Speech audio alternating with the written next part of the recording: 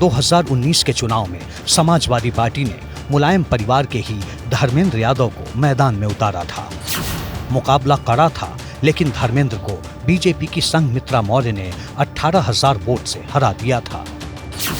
पिछली हार से सबक लेते हुए इस बार शिवपाल यादव ने बदायूं में डेरा डाल दिया है।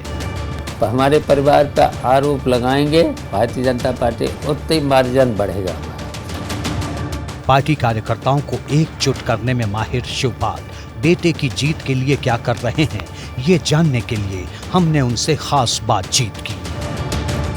बदायूं में लोकसभा चुनाव हो रहा है और इस भरे चुनाव में आप देख रहे होंगे मैं ड्राइंग रूम में बैठा हूं, एक ऐसे नेता से बातचीत करने के लिए जो ड्राइंग रूम की राजनीति नहीं करते हैं, फील्ड की राजनीति करते हैं। मैं बात कर रहा हूं शिवपाल सिंह यादव की। शिवपाल जी, आपका स्वागत है बीपी न्यूज में। इस भरे चुनाव में शिवपाल जी, ये भी देखिए एक अलग एहसास है, मैं इतने सालों से चुनाव कवर कर रहा हूं, आपसे चुनावों में जब भी मुलाकात होती है फील्ड में होती है, लेकिन खैर ये एक संयोग है। ये लोकसभा जो चुनाव है, इस बार आप रणनीतिकार की भूमिका में हैं, तो इस भूमिका को किस तरह से आप देखते हैं? देखिए, जो बदायूं लोकसभा है ये हमारे परिवार की सीट रही है। यहाँ से नेताजी 2 बार सांसद रहे, 2 विधानसभा से विधायक भी रहे, मुख्यमंत्री भी रहे जी। तो जो भी देखिए विकास हुआ है, नेताजी जब मुख्यमंत्री रहे तब हुआ, और अखिलेश यादव मुख्यमंत्री रहे तब विकास हुआ है। और यहाँ से सांसद धर्मेंद्र यादव 2 बार रहे तो उनका भी बहुत बड़ा सहयोग रहा। आप कह रहे हैं कि विकास आपके वक्त में हुआ, लेकिन अब विकास की रफ्तार थम गई है। शिवपाल जी, एक बात बताइए कि पहले आप यहाँ से, जो पहले धर्मेंद्र यादव को यहाँ से प्रत्याशी बनाया, फिर आप यहाँ पे प्रत्याशी आए, फिर अब आदित्य यादव, तो ये जो बदलाव हुआ, ये बदलाव कई बार आपसे सवाल हो चुके, लेकिन मुझे लगता है आज हम बैठे हैं इस बीच चुनाव में, तो एक रणनीति का हिस्सा था, संयोग था, क्या था ये?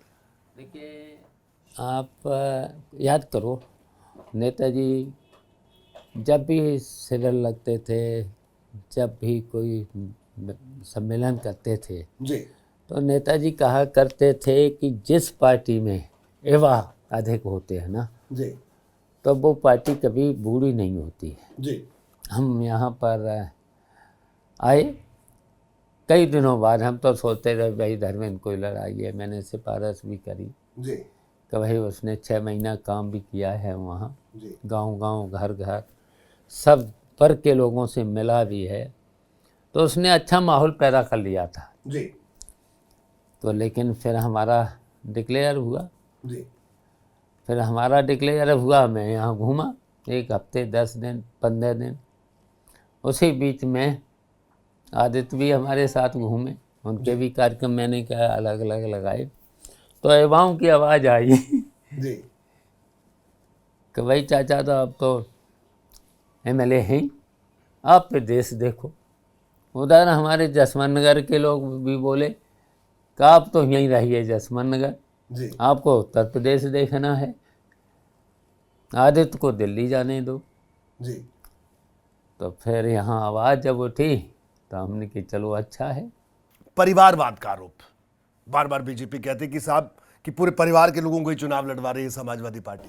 अच्छा, देखिए, वैसे तो अब कुछ लोगों के तो परिवार है ही नहीं जी, हैं, तो कुछ लोगों के परिवार है ही नहीं, आरोप लगा देते हैं। और जितना ही ये हमारे परिवार पर आरोप लगाएंगे भारतीय जनता पार्टी, उतनी मार्जिन बढ़ेगा हमारा। शिवपाल जी, अब क्या लगता है आपको कि 2 चरणों की बात हो गई, इसके बाद के चरणों की कोई जो तीसरे रन में तो देखना सफाया हो जाएगा, भारतीय जनता पार्टी सभी सीटें जीतेंगे। लेकिन बीजेपी कह रही कि पिछली बार से बेहतर प्रदर्शन करेंगे। अच्छा, आएगा सामने। आपको बहुत बहुत शुक्रिया बीपी न्यूज से बात करने के लिए।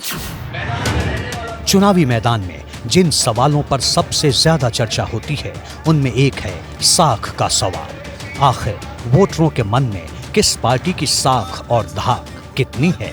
ग्राउंड जीरो पर हमने ये भी समझने की कोशिश की। हमारे मोदी बहुत कर रहे हैं विकास, सब काम कर रहे हैं, क्या गेहूं दे रहे हैं, सब काम कर रहे हैं। कहाँ विकास हुआ? यही तो बोला, विकास नहीं हो पाया। मोदी के संगी हैं, उन्हीं को वोट देंगे। क्या काम किया बताइए? मंदिर बनाया भैया, मंदिर यहाँ विकास हुआ है। कहाँ विकास हुआ बताइए? अडानी पैसे वाला हो गया, ये क्या कम विकास है? मोदी ने भय खत्म कर दिया। गठबंधन तो बदायूं में आपको क्या लग रहा है? बदायूं में भी होना चाहिए, हर जगह बनना चाहिए, टोटल अत करके रख दिए, कोई बाकी काम नहीं छोड़ा है।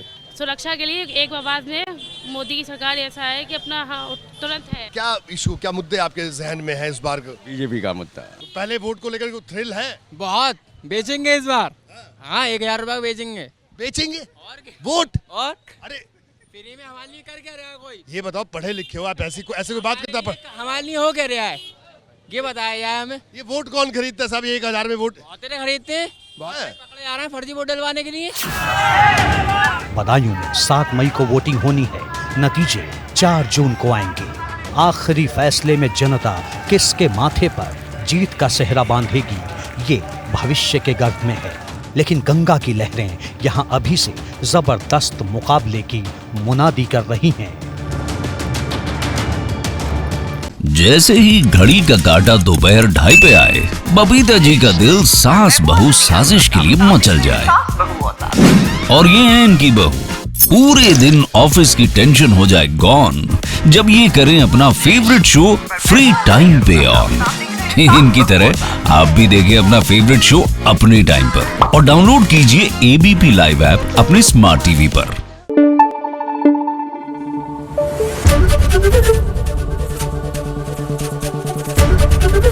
एबीपी न्यूज आपको रखे आगे।